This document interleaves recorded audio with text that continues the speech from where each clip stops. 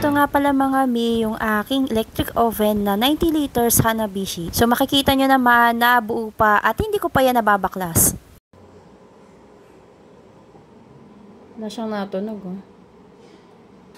So, ganun nga yung kanyang wala siyang tumutunog. So, bago ko naman yan ginawa, syempre nanood muna ako ng mga YouTube tutorials para may idea din ako. Pero hindi ko rin talaga alam kung paano nila to binuksan. Basta bagla na lang ako nag-explore. Since wala din talaga akong pa-order ng mga time na yan, kaya ayan, medyo sinisipag tayo ngayon for today's video. At hindi rin pala talaga biro yung magbukas niyan, magbaklas. So, nagagets ko na talaga si Mr. kung bakit pinipigilan niya ako gawin yung bagay na to.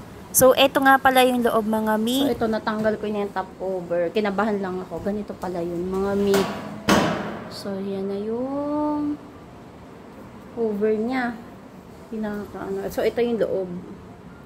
So, nakikita naman natin, ito yung pinaka-circuit ng electric oven. Makikita natin, andun yung pinaka-lamp, tapos ayan yung mga connection niya. O diba, may nakita pa tayong deads na butiki sa loob. So, kailangan talagang linisan to at meron na rin mga konting alikabok. At nagulat nga rin ako diyan, o diba? Meron palang ganyan sa loob. Siyempre, tinitingnan ko rin maigi yung kanyang mga connection. So far, okay naman. Pero yung part talaga na thermostat ay kinalawang na. Pero siyempre, may knowledge din naman ako dito kahit papano. Huwag nyo na lang din ako gagayahin dahil mga professional lang din naman talaga yung dapat gumagawa nito. Since nababagot din talaga ako at wala akong pa-order ng mga araw na to. Actually, bago ko nga pala alisin yung part na thermostat ay meron din nga pala ko in-order sa Orange app. And kung hindi ko talaga to binuksan, hindi ko rin malalaman kung anong part number niya at kung anong amperes yung kanyang kailangan. Okay lang, kaya ko naman. Pabero nga ako eh.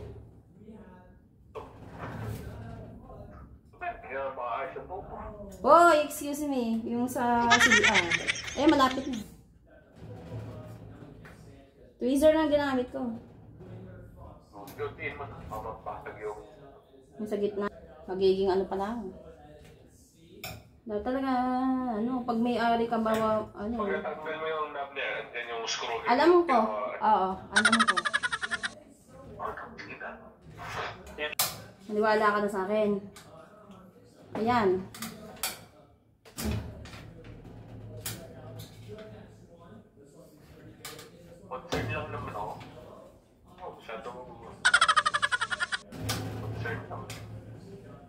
Eh, paano pag ibabalik ko to? Yung knob. Para yung napanood ko kasi ang hirap ibalik eh.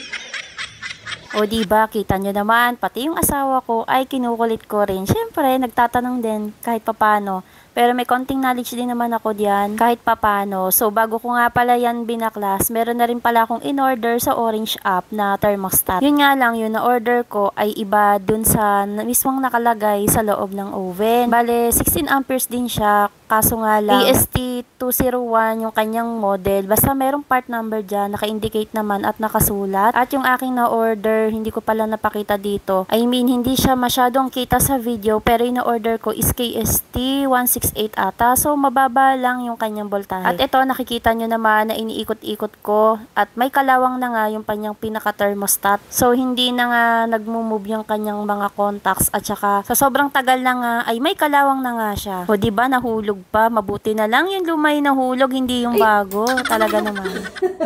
Nahulog to. Hindi, yung luma naman yung nahulog. Ito, 16 amperes, sakto lang. Ito yung aking ipapalit. So, madali lang naman magpalit dito mga mi dahil wala namang polarity yung kanyang connection. So, dahil electric oven nga siya, madali lang naman, kinabit ko nga lang siya. Ang problema ko nga lang dito, wala nga pala akong gamit. At wala din akong tester. Sa susunod nga, bibili na rin ako ng ganun. So, screw lang naman, hindi ko pa binalik yung kanyang pinaka-knob. So, maa-adjust talaga yung temperature dito dahil magkaiba nga sila ng model. So, bale, yung pinaka-pwesto talaga ng 0 is na bago. So, kakapain talaga yung oven at need ko din talaga aralin. So, ayan, gumagana naman siya, diba? So, medyo nakakakaba din talaga itong aking ginawa. Ang problema ko lang talaga dito is kung paano ko siya ibabalik sa dati. Dali nga pala talagang mag-alis at magbaklas. Pero yung pinakamahirap na part is kung paano mo siya ibabalik sa dati. O diba, nakikita nyo naman na gumagana na yung ating oven. So hanggang dito na lang. Update ko kayo kapag nakapag-bake na ako. So yun lang. Thank you so much for watching.